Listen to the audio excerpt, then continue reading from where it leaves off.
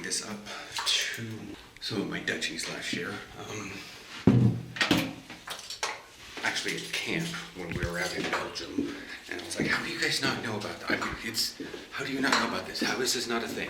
Like, I understand certain World War II battles and all that various things and Dutch colonialism, I don't understand.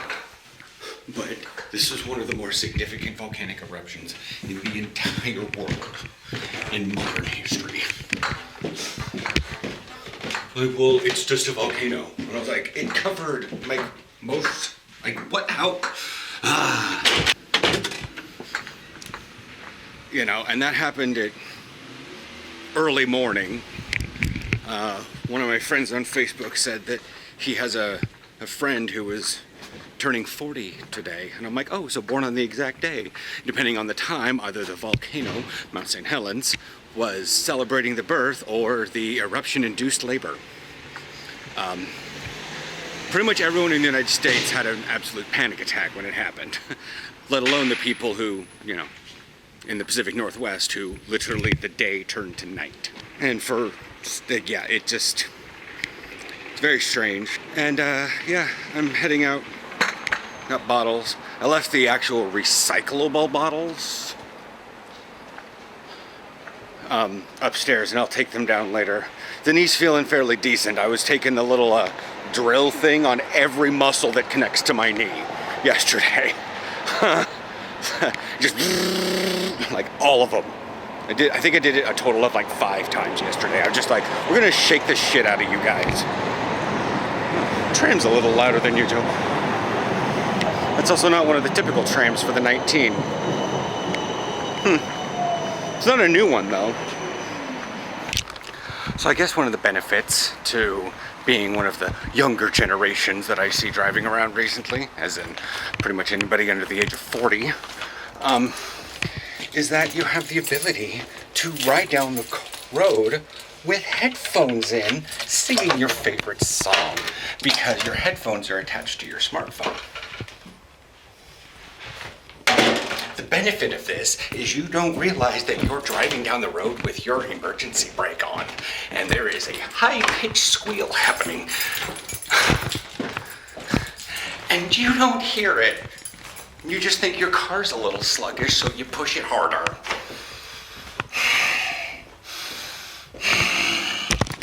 And for all of you wondering why it took me so much fucking longer to get up those stairs, it's because there was a minor inconvenience at Albertine. You want to call? No.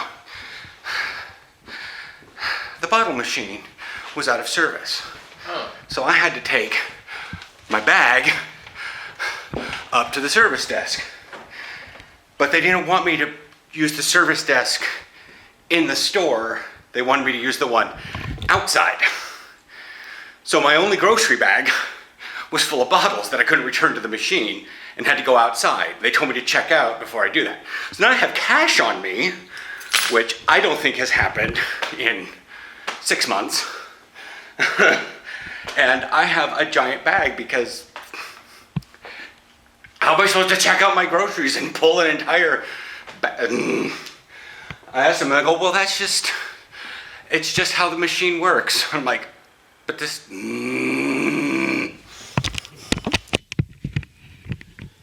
Oh, okay. So, I've been this thing on the legs. It seems to have helped a lot. So, I just need to utilize it more, especially after a bike ride, even though I feel swimmy and stupid. Another thing that I realized that has been going on, that I don't notice in myself, but particularly people who aren't afraid or shy to say certain things, like Martijn, and a couple other people, Marcus, they say reassuring words, but in that weird, forceful way that says, hey, just take your time. Because my brain runs, as I've joked, like a Japanese bullet train. It's constantly moving super fast. And I understand. And I read you guys' comments yesterday. I totally get it. And Dutchman, yes, completely understand. That's reading your comment yesterday, and then again today to make sure I re-understood it.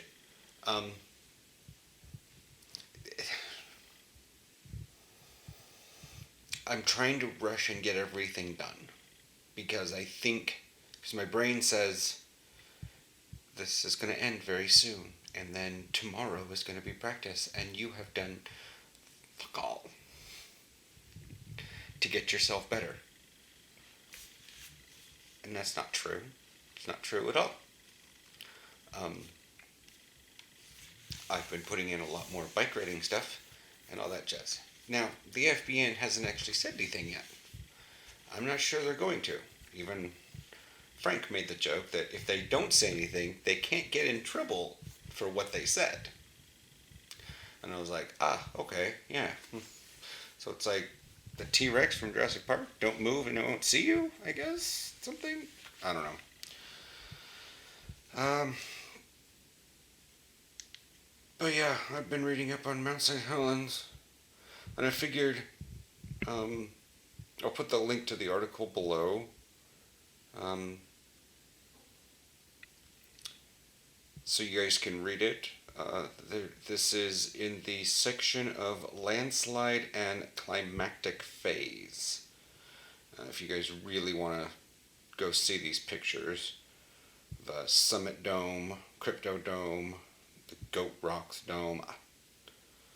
I've read up way too much on this in my life, and I absolutely can't get enough of reading up about it.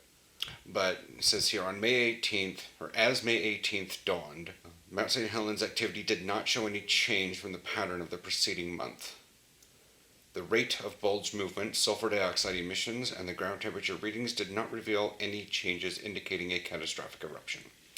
USGS volcanologist David A. Johnston was on duty at the observation post approximately 6 miles, or 10 kilometers, to Wikipedia, so bear with me on this one, north of the volcano. As of 6 a.m., Johnston's measurements did not indicate any unusual activity. Same thing as usual.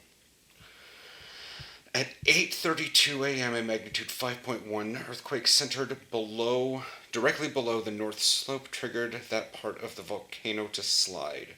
Approximately 7 to 20 seconds after the shock, the landslide, the largest in recorded history, traveled at 110 to 155 miles per hour. That's 177 to 249 kilometers per hour, and moved across Spirit Lake's west arm. Part of it hit a 1,150 foot high or 350 meter ridge about 6 miles 10 kilometers north. Some of the slide spilled over the ridge, but most of it moved 13 miles 21 kilometers down the North Fork of the Toutle River, filling its valley up to 600 feet 180 meters deep with avalanche debris. An area about 24 square miles, 62 square kilometers, was covered, and the total volume that deposit was 0.7 cubic miles, or 2.9 cubic kilometers. And also linked to a card to a National Geographic thing about all of Mount St. Helens. They're a little bit more dramatic about it. The landslide exposed the dacite magma, it's a type of rock, found it all over the Northwest, in the St. Helens neck to much lower pressure, and causing the gas-charged, partially molten rock and high-pressure steam above it to explode a few seconds after the landslide started. Explosions burst through the trailing part of the landslide, blasting rock debris northward. The resulting blast directed the pyroclastic flow laterally. It consisted of very hot volcanic gases, ash, and pumice formed from new lava, as well as pulverized old rock, which hugged the ground. Initially moving approximately 220 miles per hour, 350 kilometers per hour. The blast quickly accelerated to 670 miles per hour, 1,080 kilometers per hour, and it may have briefly passed the speed of sound. superheated flow of material flashed the water in all of Spirit Lake and the North Fork, almost went British there, North Fork of the Toutle River to steam, creating a larger secondary explosion that could be heard as far away as Canada, Montana, Idaho, and Northern California.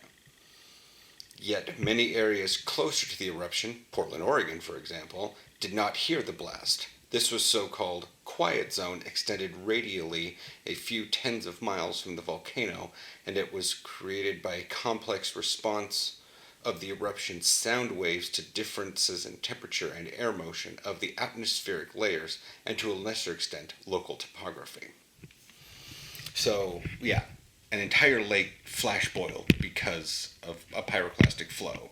And the resulting explosion, the sound wave kind of went up and then back down and kind of echoed down in a circle around. There was a zone of quietness. To be fair, Portland was in the shadow.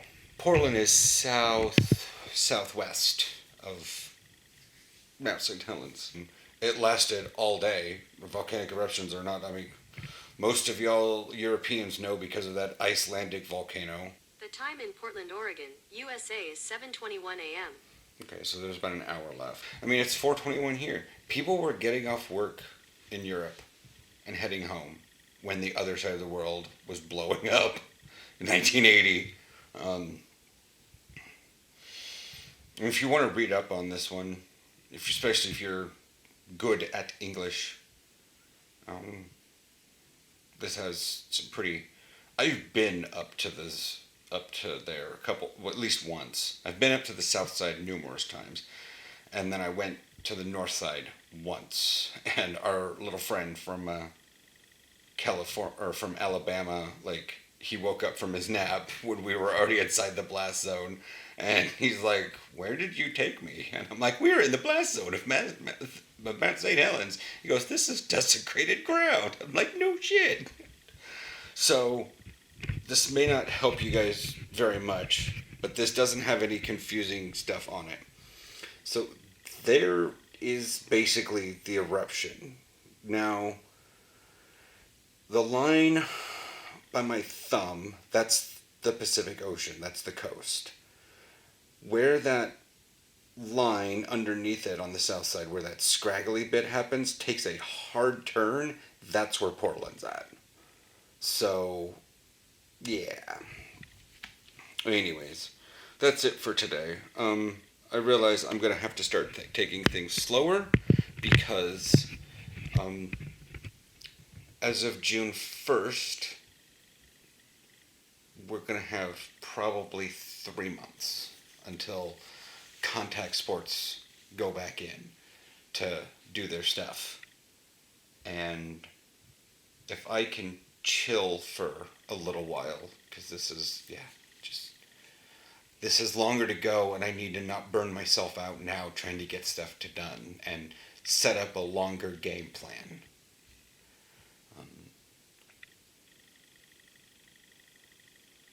Plus the nice weather's on the way, and I don't want to be neurotic now and resentful by the time all that comes around.